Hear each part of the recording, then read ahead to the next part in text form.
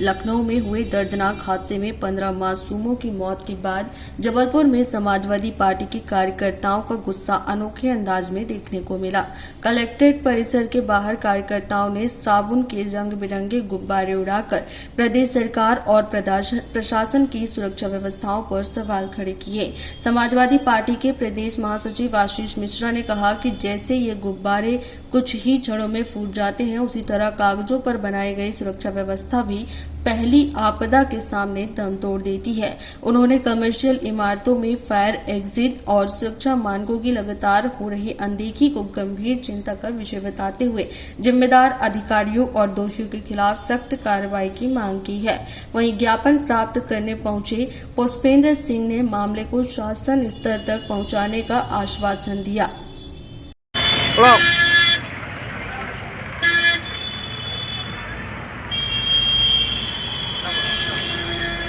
इस गुब्बारे की तरह ही कानून व्यवस्था चल रही है।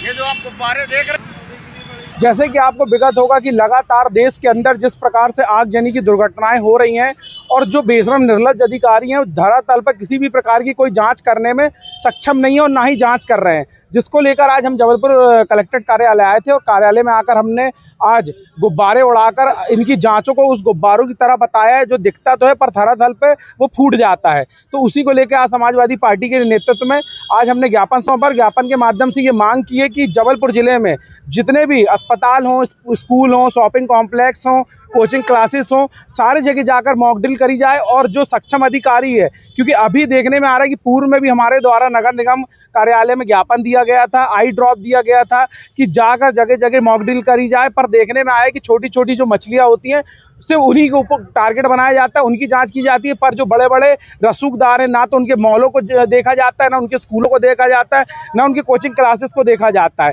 और उन्हीं बड़ी बड़ी अपार्टमेंट बना के रखे हैं जो नक्शे के बिल्कुल विपरीत है। तो उस प्रकार की जांचों को लेकर हमने मांग की है कि जाकर मॉक ड्रिल की जाए और मॉक ड्रिल के साथ साथ जिनकी भी जो भी अनियमितताएं पाई हो तत्काल प्रभाव से उन पर बिना किसी राजनीतिक रसूख के उन पर तुरंत कार्रवाई की जाए। ये कुछ ज्ञापन दिया हुआ है जो अपने व्यावसायिक प्रतिष्ठान चल रहे हैं जबलपुर में, उसकी जांच के लिए ज्ञापन दिया हुआ है।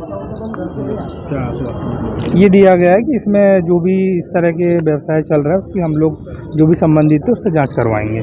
आज जो ग्वालियर में कल लखनऊ में जो 15 बच्चों की जान गई है, वो सिर्फ जो शासन प्रशासन है उसकी अनियमितता के कारण जान गई है। और आपको जबलपुर में भी बताएं, पूर्व में एक हॉस्पिटल में आग लगी थी जिसमें 8 मरीज जल के मृत्यु हुई थी। उसके बाद भी आज प्रशासन जागा नहीं है। और पूर्व में अभी 6-7 दिन पहले नगर निगम ने फायर एनओसी के लिए हर किसी को एक नोटिस दिया था, जिसका नोटिस का जवाब क्या आया उन्होंने वो भी सार्वजनिक नहीं किया। और मैं आज आपको बताना चाहता हूँ, अगर सरकार के पास ये किताब नहीं है तो ये मध्य प्रदेश भू नियम 2012 है, इसके तहत हर एक कमर्शियल बिल्डिंग में क्या मापदंड होंगे, किस तरह से फायर एग्जिट रहेगा, फायर एनओसी किस तरह से दी जाएगी, इसका किसी तरह का कोई